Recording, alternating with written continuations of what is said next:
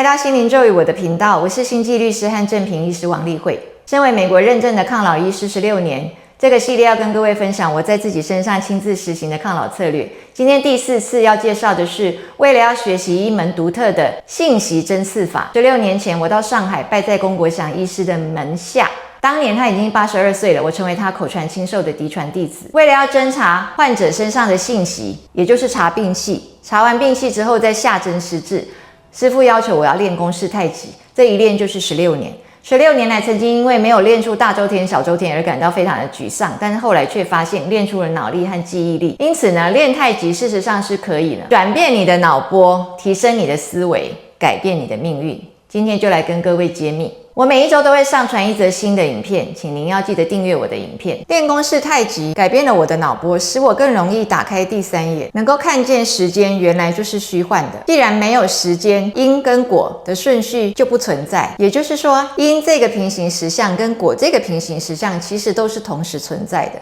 是由你自己的意识来决定体验的顺序。既然它不一定是要先因才有果，那么也有可能就是先果才有因。既然如此的话，又如何能够说因果是绝对逃不掉的呢？因果常常被认为说是一种业力的报应，好像你是不可逃脱的。既然时间是虚幻的，因不一定要在前，果不一定要在后。有人做了比较好的解释，不把因果说成是一个业力报应，而说给你设计这样的功课，让你能够一次比一次更圆满。其实呢，对于圆满的坚持，不也是一种执着吗？如果灵魂不坚持，它随时可以跳脱这个因果的功课。圆不圆满，完美不完美，都在你自己的定义。能够跳脱已经扎根深植在你脑海中的固有意识，你就可以真正的自由，珍赏你自己的独特性，完全的接纳你自己，无条件的爱自己。只要你爱你自己爱得够，就没有人能够伤害你。2024年1月31号的时候，哈佛呢，他就在他们的官网上面公布了2个研究报告。一个呢是他们选了400位都已经有一点轻微失智的人下去做实验对象，分成2组，一组让他练太极，1周至少要3次，另外一组的话就让他做一般性的运动。这样整整追踪了1年之后呢，一般运动的这一组啊，已经有1/10的人都已经痴呆了，但是呢，练太极的这一组就只有2%的人进入痴呆。在同样的状况之下，练太极可以延缓他整个脑部的退化，也就是呢，它对于你的脑是有帮助的。那再来呢，又另外一个实验，也是哈佛他们公布的，他们呢是用了2种不同的运动方法，一个就是走路，就像我们常常在晚上看到公园有很多人绕着公园在走路一样。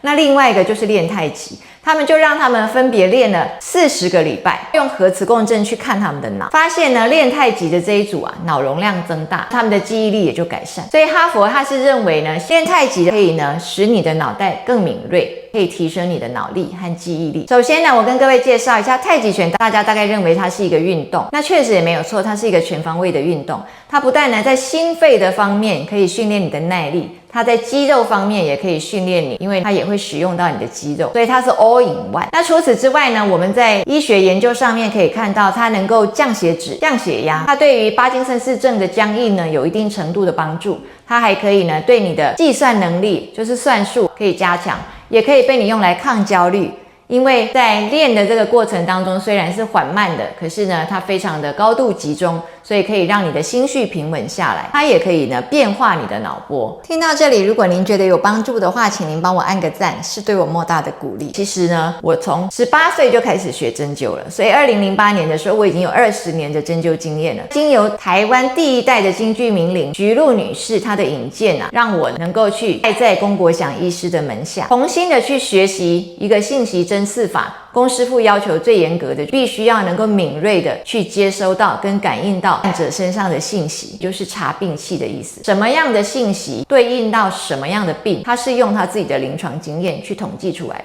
那他也创了所谓的手针图谱，还有面针图谱。那手针图谱是来让我们查病器，面针图谱可以用来施治。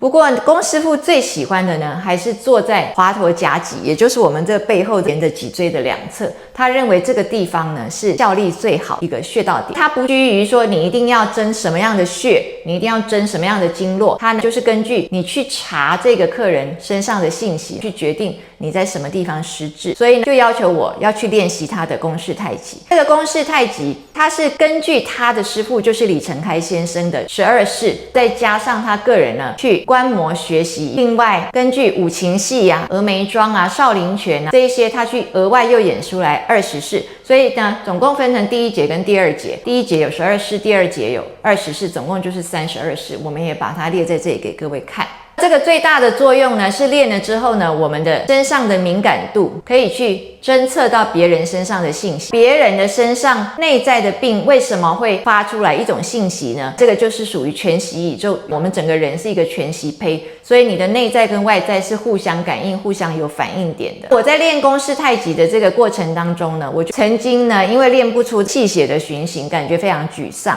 因为呢，我的临床上遇到的客人，他跟我说，他光是呢诵念地藏菩萨本愿经，他全身都可以气血循行哦。那还有客人呢，他打了一个生态的针，补肾经就可以开始循行，膀胱经就可以开始循行。所以我就觉得哇，别人都这么强，那怎么我的公式太极练了这么久都没有什么小周天、大周天的经验呢？我自己心里面就会觉得跟别人比较，感觉到失落。可是呢，后来根据研究之后，我就发现，大家也可以去看一下李嗣涔校长他的介绍，就是不一样的人适合不一样的功法，这跟你的脑波是有关系的。如果你是共振态的脑波的话，你就可以用快速思想的练功法。那如果你是属于入定态的话，因为你的 alpha 波振幅都很小，然后 alpha 波也不明显，那你就适合练掐指气功。那公式太极它本身是属于动功啊，它不是坐在那边导引气血，那是静功嘛。那公式太极是属于动功，所以在练动功的过程当中，事实上我是可以体会到全息的。我可以感觉到我与周边空气当中粒子的互动，可以感觉到周身的气旋是与万物融合的。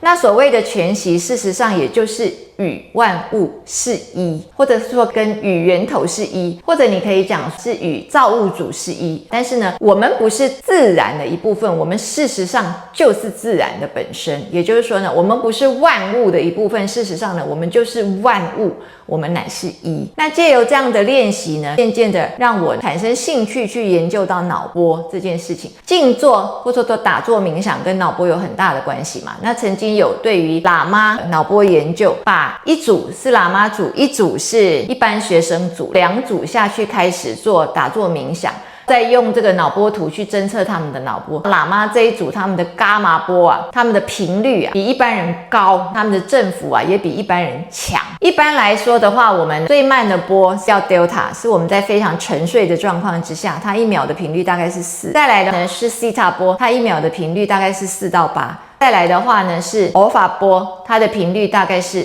8到13，接下来就是贝塔波，它大概是13到40。那么伽马波就是40以上，40到100。其实一般的人呢，不会在平常有这样的波。你醒着的时候，你大概没有办法有这么快的波。我们平常醒着的时候是落在贝塔波的这一段，就是13到40赫兹的这一段。那么伽马波它是40到100这一段区间的波呢，我们通常会在濒死经验的人身上看到。濒死经验指的是说，他又重新又回魂嘛，他的灵魂又再一次进回到肉体。如果是真的是濒死而没有再回来的，我们称之为是将死之人，他的脑波也会有瞬间是发展到伽马波，就是40到100这样的情况。那在这样的脑波的时候，会看到非常特殊的景象，就像是濒死经验的人回来跟我们讲的那样。在一般的道家的修行来讲，他们在清醒的时候的 alpha 波就会比较多一点。那完全没有在修炼的人，你平常清醒的时候呢，就是贝塔波。那么西塔波跟 delta 波是只有在你睡觉的时候，睡得很好、很香、很深的时候才会有。但是如果是在入定的话，你可能你在清醒的状态之下，你就可以有西塔波跟 delta。那练到在更高级之后呢，不只到伽马波，我们还会有 lambda 波，还有 epsilon 波。那这个今天的话，我们今天就不跟各位说。如果我们做粗浅的修行，或者是说我们练太极，可以增加我们的 alpha 波的好处。增加 alpha 波呢，在哈佛的研究里面，他就提到啊，它可以提升你的决策力，提升你处理复杂工作的能力，提升你的注意力。它主要是作用在前额这里，提升你的认知能力，也就是使你变聪明的意思。那提升 alpha 波呢，它还会加强你脑部的能量，会改变你的个性。alpha 波越明显的人，他越 outgoing， 他越外向，越喜欢跟人相处，他处理事情的能力又变好，他的专注力又变好，是不是他就更容易成功？刚刚也讲到呢，练太极可以加强你的算术能力，还可以抗焦虑嘛。那这些也都是我们发现到，当你的阿尔法波增强，而且向你的左脑发射的时候，左脑是一个正向的脑。当你的阿尔法波增强，当你的贝塔波不再是你的清醒状态之下的一个强势波的时候，你会发现你的脑声音变得比较少，你的那些负面的那些念头变得比较少，你的脑比较安定，比较没有生出那么多的恐惧，没有那么多一直在提醒你防卫的那些声音跑出来，那你就可以渐渐的是一个平静安稳的状态。 Delta 波我们刚刚讲它是最慢的波，但它就是属于你的无意识状态。那么 Theta 波它是次慢的波，它是属于你的潜意识状态。那么 Alpha 波的话是在你的明意识跟你的潜意识之间，那么 Beta 波的话就完全是你的明意识。借由练太极，就使得我能够让我的脑更加的安静，专注力变好，决策能力变好，记忆力提升，脑力提升，脑袋更敏锐。这就是完全原来意想不到的收获。更重要的是呢，指纹是独一无二的，所以可以做身份辨识。那您知道脑波也是独一无二的吗？也可以用来做身份辨识。但是您现在竟然发现了，光是打坐冥想或者是练太极都可以去重塑你的脑波，因此借着转变你的脑波，你就能够提升你的思维，你就能够变化你的命运。谢谢你。